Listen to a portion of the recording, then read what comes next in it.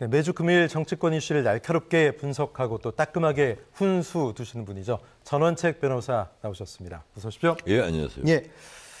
자, 전원책의 훈수 첫 번째는 어제 생중계된 윤석열 정부의 국정과제 점검회의 얘기부터 해보겠습니다.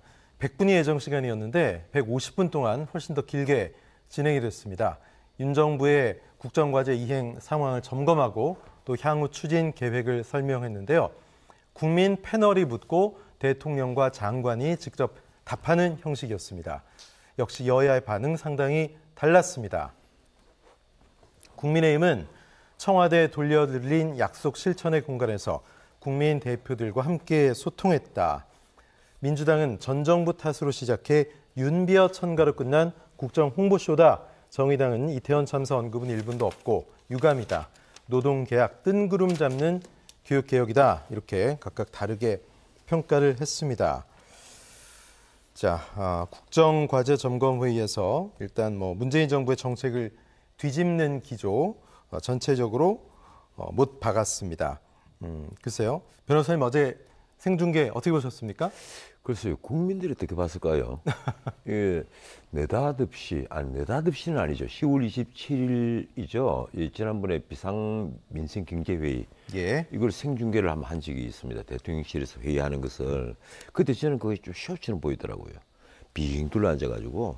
그러니까 미국이나 영국 같은 선진 민주정에서는 국무회의를 하는데도 거의 마이크를 사용할 필요가 없을 정도로 다 붙어 앉아 있습니다. 그래서 서류를 손으로 주고받을 정도의 그렇죠? 가까운 거리에서 회의를 하는데 우리는 굳이 꼭 마이크를 사용을 해야 될 정도의 넓은 장소에서 아주 권위적으로 이루어져 있어요. 이번에도 청와대를 옮겼는데도 대통령실 용산으로 용화대로 옮겼는데도 역시 그런 권위주의는 유지가 되고 있단 말이에요. 아마 설계를 그렇게 하는 것 같아요. 이 왜 옮기느냐? 좀 더 시민과 가까워져야 한다. 그런 목표 아래 옮기는 거라면 좀 국무회의를 해도 마이크 필요 없이 할 수 있도록 좀 분위기를 바꿔야 되는데 어떻든 이제 두 번째 생중계하는 회의를 열었습니다. 이게 이제 그 국정과제 점검회의다 하는 거창한 이름을 붙였는데 그리고 세 가지였죠. 경제 민생. 이 민생 경제가 아니고 이번에 또 경제 민생이에요. 그리고 지방시대 그리고 3대 개혁 이랬는데 결국 그 아마 우리 국민들 깜짝 놀랐을 겁니다. 저 패널들 누구일까? 패널들을 어떻게 뽑았을까? 소리 소문 없이 그죠? 그게 핵심이잖아요. 사실은 우리가 왜 기자회견을 중시하는 겁니까? 도어 스태핑을 왜 잘했다고 박수를 쳤어요? 뭔가 하면 기자들은 그 부분에 있어서는 정치라면 이제 여러 가지 있잖아요. 이 사회, 경제, 문화까지 다양한 직역에서 다 전문가들이란 말이에요. 네. 그리고 이 이른바 대통령실에 출입하는 기자는 1호 기자잖아요. 가장 날이 서 있는 기자거든요. 그런 전문가들로부터 비판적인 질문들이 쏟아지고 거기에 대해서 대통령이 날 것 그대로 답변을 하고 그게 하나의 국민과의 소통이었는데 이번에 패널들은 부처의 추천을 받았다. 그러면 그 비판자를 부처가 잘 추천하겠어요? 그러게요. 결국은 14명이 돌아가면서 질문을 해서 예정된 시간보다 거의 한 50분이 늘어나서 장시간 동안 그 질의응답이 있었다.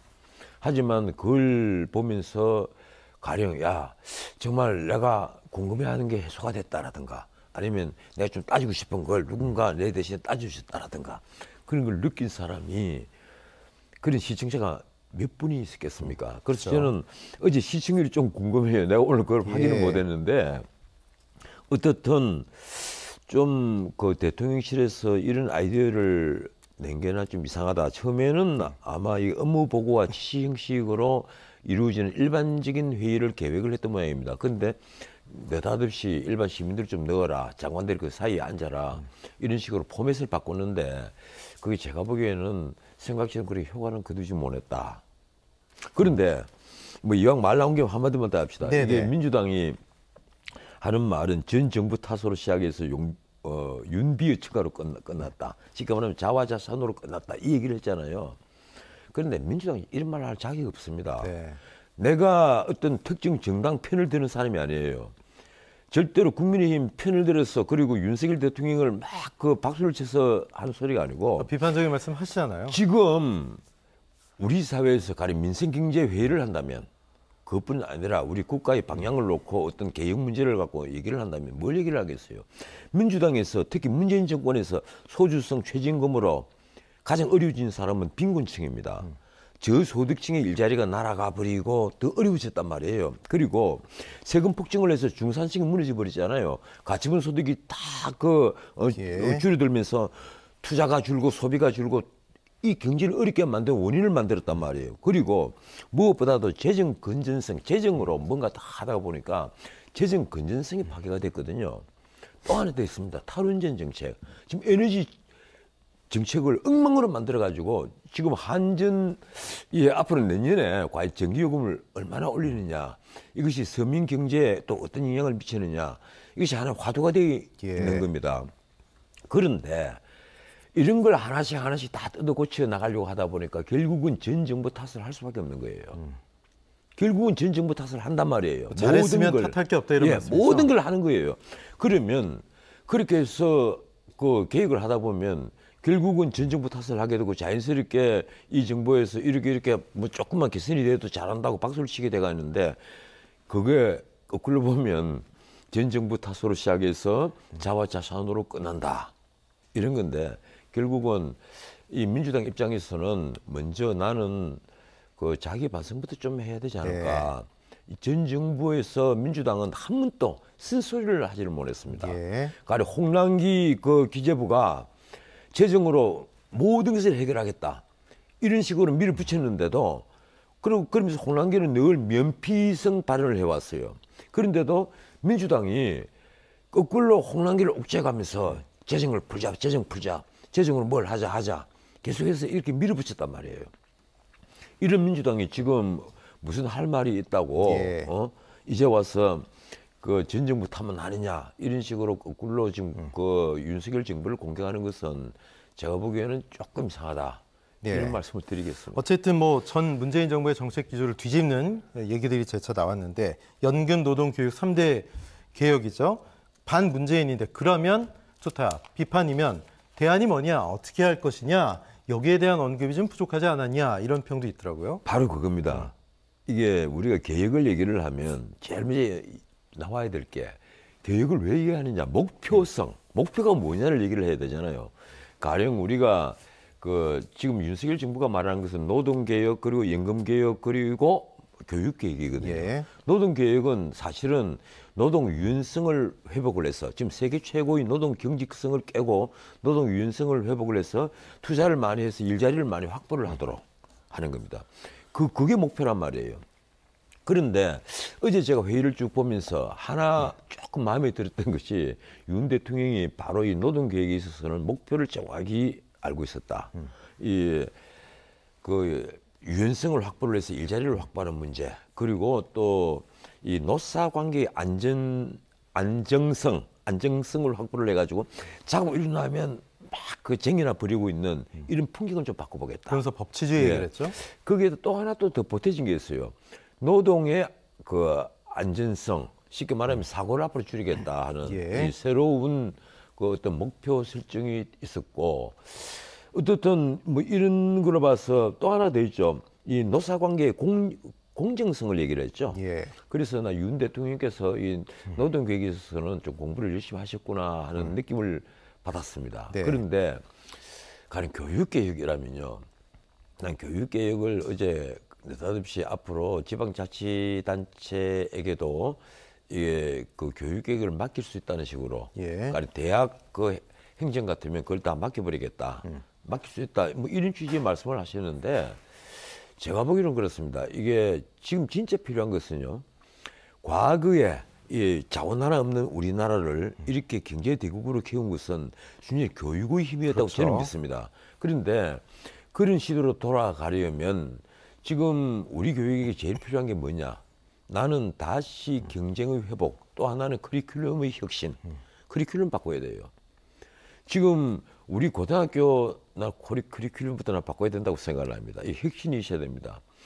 일생에 도움이 안 되는 그런 걸 고등학교 때 가르치면서 정말 일생에 꼭 필요한 것은 제대로 가르치지 않아요. 쉽게 말하면 외국에서는 약을 하나 사도 약에 적혀가 있는 각 성분 표시를 보고 전부 다 이해를 합니다. 그렇죠. 우리는 약을 샀을 때 그 성분 표시를 보는 사람이 없어요. 우리 국민들이 없습니다. 안 봅니다. 그래서 그 약사의 설명만 들으면 그게 끝나는 거예요. 그 의사가 처방하니까 먹고. 예, 그렇죠. 예, 그리고 솔직히 미적분을 배우면서도 미적분의 원리를 몰라요. 이걸 왜 배우는지를 모릅니다. 그래서 커리큘럼을 좀 혁신을 해야 된다.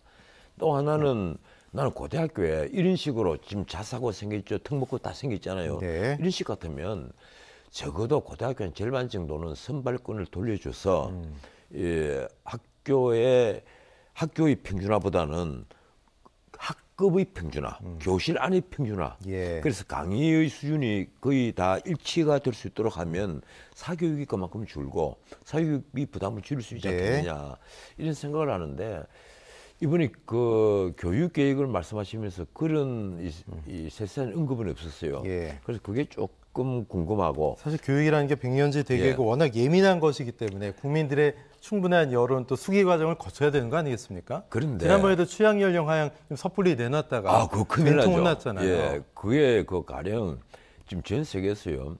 이 프랑스를 흉내 내리는 나라들이 꽤 많아요. 프랑스는 11년제거든요. 예. 그런데 그 자칫해서 그 흉내내다가는 이 교육 전체 틀이 흔들려 버립니다. 예.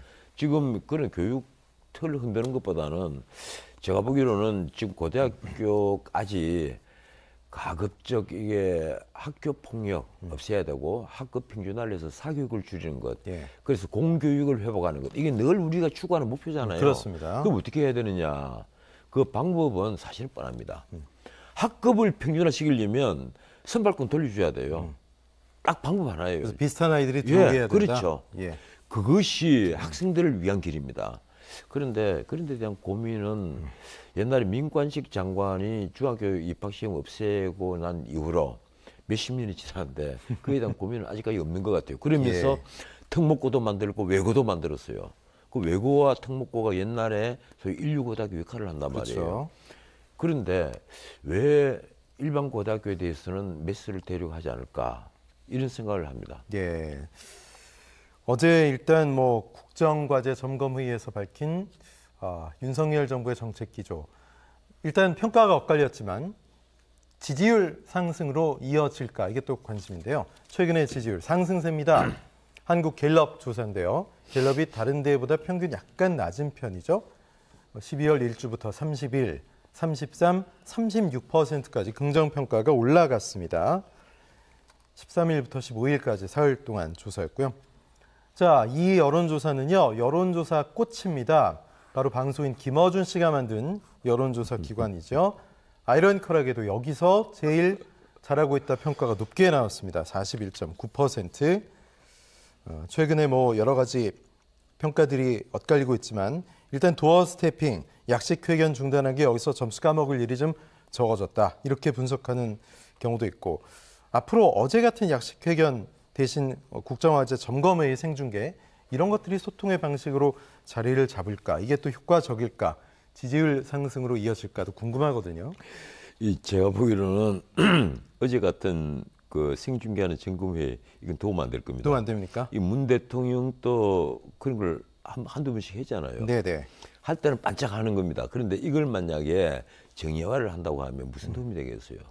결국은 이 미국 같은 방식이 가장 좋아요. 그 도어 스태핑도 있고 그리고 기자회견 또 한 두 달에 한 세 번 정도 해서 국민들이 궁금증을 정말 풀어주는 것. 예. 그런데 이번에 그 지지도가 33%에서 36%까지 올랐잖아요. 갤럽의 경우에. 그렇죠. 이 갤럽은 지난주 33% 그리고 3%포인트가 올라서 36%가 됐는데 이건 딴 게 아닙니다.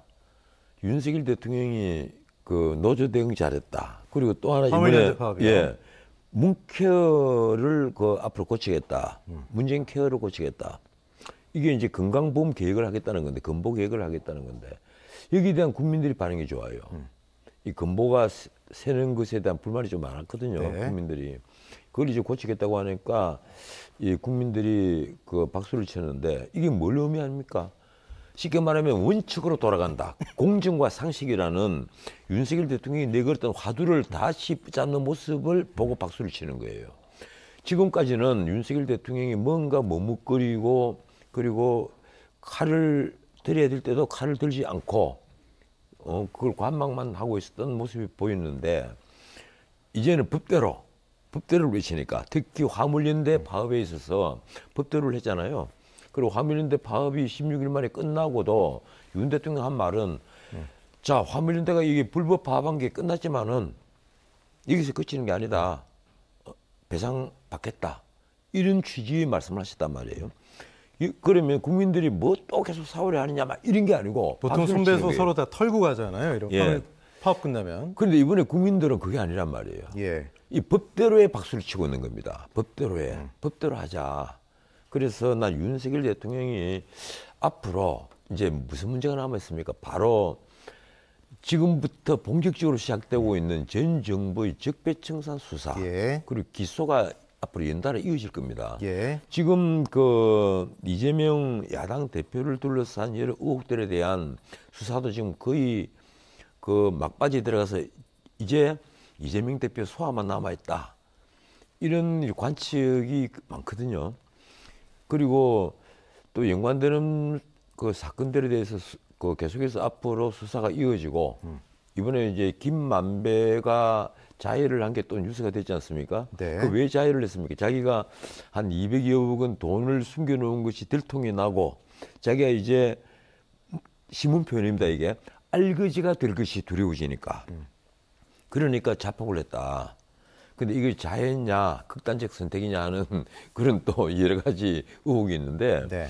결국은 그렇습니다. 이런 일이 계속 그 앞으로 법대로 가서 기소가 되고 법대로 결정이 나오고 하면 그때마다 우리 국민들이 야, 이 어려운 전국의 여야 간에 협치를 하지 않고 왜 자꾸 이러느냐 해서 손살을 치는 게 아니라 지금은 분위기가 박수를 친단 말이에요. 왜 그런가 하면 지금까지 윤석열 대통령에게 등을 돌렸던 사람이 바로 보수층입니다. 네. 이 보수층들이 다시 제법하네 이러면서 다시 돌아서는 거예요. 이러니까 지지율이 24%까지 내려갔다가 계속해서 올라와서 지금 36%까지 올라왔는데 이것이 아마 이제 한 50%까지는 가까이는 올라오겠죠. 그런데 과반을 넘어서려면 자기에게 반대했던 사람에게 그렇죠. 예, 박수를 받아야 되지 않습니까? 그러면 그러면 끌어들여야죠. 적폐청산만으로는 되지 않는다. 뭔가 하면 미래를 제시해 줘야 한다.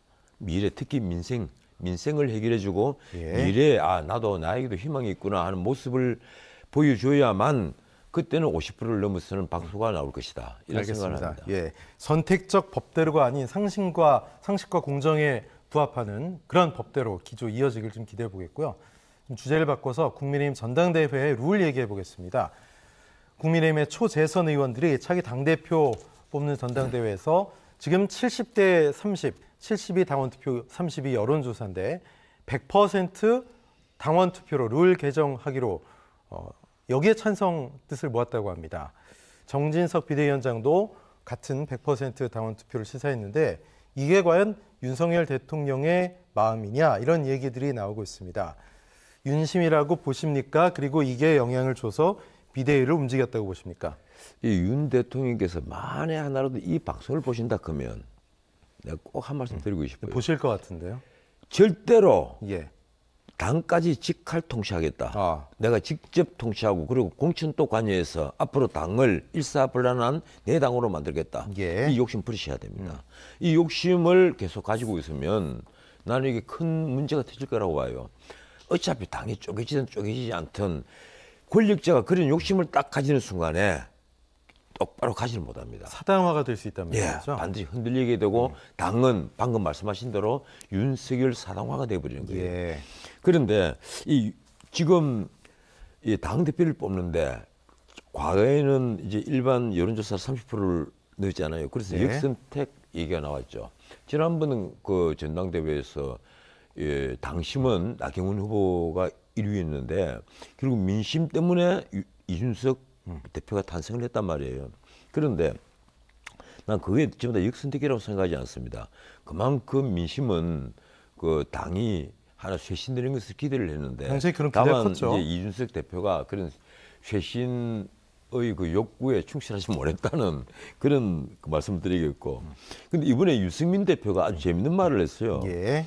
지금 가령 그 윤석열 대통령이 이 당신 100%로 당대표 뽑는 것이 옳지 않겠느냐. 사실 이 말 맞는 말이에요. 공직 그 후보자를 선출하는 것은 가령 오픈 프라이머리로 해서 민심을 다 챙겨가지고 민심을 반영을 해서 후보자를 선택하는 것. 그거 뭐 외국 선진 민주주의에서도 많이 합니다. 오픈 프라이머리가 오히려 대세라고 볼 수 있을 정도인데, 그런데 당 대표를 뽑고 당의 어떤 간부를 뽑는데 일반 민심 여론조사를 해서 뽑는 나라는 제가 알기로는 없어요. 그리고 우선 선진 민주주의에서 당 대표 제도가 없습니다. 당의 대표가 있고 사무총장이 있고 대변인이 있으면요, 그렇게 당이 획일적으로 만들어져 있는 정당은 정당 민주주의에 부합하는 그런 정당이 아니에요. 당을 대표하는 사람들은 주로 대부분 원내대표, 우리로 치면 원내대표, 원내 총무들, 그 플로우 리딩 플로우들. 그분들로 충분하다 이거죠. 예, 그렇죠. 그분들이 당을 대표하잖아요. 그리고 당의 대변인은 없고 어떤 특정 어젠다가 있으면 그 어젠다에 대한 대변인을 임명을 하죠. 그럼 그게 회의를 어떻게 뭐 예전에 제왕적 총재 이런 거의 잔재라고 보십니까? 지금 당 대표가 바로 그런 거예요. 어떻게 보면 후진적 민주주의에서나 있는 그 당을 획일적으로 만든단 말이에요. 네. 당 대표의 뜻이 대변인에게 전달돼서 그대로 늘 대변인이 얘기를 하면 그것이 전체 당의 의견이 되어버리고, 공천권을 독단적으로 휘두르고, 쉽게 말하면 당론 정치, 네. 당론 정치를 해서 일사불란하게 당이 움직이는 것. 난 그것이 과연 선진 민주정에 부합하느냐? 그건 절대 아닙니다. 예. 그런데 어떻든 당 대표를 뽑는다면, 당 대표 제도를 만들어둔다면, 예. 그래서 당원들이 의사로 뽑는 것이 100% 당원들이 의사로 뽑는 것이 민주적이죠. 네. 정당이라는 것이 같은 정책과 이념으로 뭉쳐서 정권을 획득하기 위한 결사체란 말이에요. 예. 그러면 당원들이 뜻으로 당대표를 뽑아야지 거기에 일반 민심까지 더한다면 그건 좀 이상하지 않습니까? 그런데 유승민 대표가 아주 재밌는 얘기를 했어요. 네. 이 대통령이 그런 말을 하는 것은 결국은 대통령이 정치적 중립을 어긴 것이다. 그래서 박근혜 대통령도 이 부분 때문에 2년 징역을 받았다. 이런 험한말까지 했어요. 예. 본인이 박근혜 대통령 때문에 지금 배신자 소리를 듣고 있는데, 배신자 프레임이 여전히 그래서 있었죠. 제가 솔직히 말해서 이상하다 이래서 내가 자료를 찾아봤는데, 박근혜 대통령이 이 부분에 2년 징역을 받은 것은 공천에 개입했다는 부분입니다. 판결에. 이런 어떤 발언 때문이 아니라 네. 공천에 개입한 것 때문에 그래요. 그래서 나 유승민 대표가 좀 넘어갔다는 생각을 하는데, 이런 문제는 있습니다. 이번에 가령 이 당 힘으로 100% 당대표를 뽑자. 이건 어떻게 말하면 누구 죽이는 거겠습니까? 하나는 안철수 그 의원. 그렇죠. 안철수 의원은 문자 그대로 굴러온 돌이잖아요. 뭐 안철수 그래서 의원, 유승민 전 대표 이런 분들이겠죠. 예. 또 하나는 유승민 대표. 이 두 사람을 죽이자는 것밖에 안 되는 걸로 비칠 수가 있습니다. 예. 특히 안철수 의원은 속이 타겠죠. 그렇죠. 예, 지금 현재 국민의힘에 있는 소속 의원들하고 충분히 대화도 하지 못한 상태인데, 예. 그리고 함께 온 권은희 의원 같은 경우는 내 좀 거의- 재미있게 달라고 그걸로 왕왕대고 있는 상태인데, 예. 본인이 뿌리를 내리지 못하고 있는데 이렇게 그 당 대표를 뽑는데 내다없이 당원 100%만으로 뽑자는 것은 예. 당신은 빠지라는 말과 똑같으니까. 네. 대신에 이제 또 친윤계에서 예. 권성동 의원 같은 분이 또 나오겠다 이런 예. 의사를 밝혔죠. 사실은 뭐 내 출마한다 이런 말과 똑같은 말을 한 거예요. 근데 사실 윤석열 정부 초기 국정 운영 난맥상에 상당 부분 책임이 있는데 또 나온다? 이거 좀 받아들여집니까? 이 어떻게 친윤계가 보십니까? 똘똘 뭉쳐가지고 우리가 만들겠다는 게 뭘 의미하겠습니까? 처음에 이게 그 대통령 관저로 옮기고 나서 예. 이 권성동, 장제원 그리고 이철규, 윤한홍 이 네 분이 부부 동반으로 해서 밥을 예. 먹었단 말이에요. 거기 이너스클처럼 보였거든요. 그런데 거기서 권성동 의원이 나 당대표 출마할래 하면 이제 국민들은 그걸 윤석열 대통령의 직할 통치로 보는 거예요. 그러면 그게 누구에게 마이너스가 되겠습니까? 윤 대통령에게 마이너스가 되는 그렇죠. 거예요. 제발 좀 자중자애했으면 좋겠다.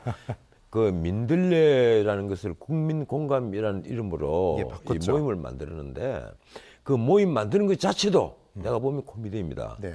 그런 식으로 자기 자신들의 어떤 성을 만들어 놓으면요. 그 성 앞에 뭐가 생기겠어요? 적이 모입니다. 네. 담을 벽을 만들면 이 적이 한두 명이 모이지만 성을 만들어 놓으면 적은 구름대처럼 모여요. 그래서 내가 보기로는 친윤 세력들이 참 권력에 취해서 벌써부터 저러고 있으니까 잘못하면 이게 윤석열 대통령에게 큰 짐이 되겠다. 친윤이. 근데 막상 정치 경험이 없는 윤석열 대통령은 오히려 이들을 부추기고 있는 형국 아니냐. 그래서 지금 정말 조심해야 될 사람은 권성동, 장제원, 이철규, 윤한홍 이런 분이다. 내가 만나면 정말 한마디 해드리고 싶습니다. 제발 좀 집에 있고 나오지 마라. 한마디 하십시오. 국회에서 일 있을 때만 나와라. 그러고 싶습니다. 예. 알겠습니다. 과연 윤 대통령의 마음은 어디로 향할지 또 당원들의 마음은 어디로 향할지 궁금합니다. 오늘 전원책 변호사님과 훈수 함께 해봤습니다. 고맙습니다. 예, 고맙습니다.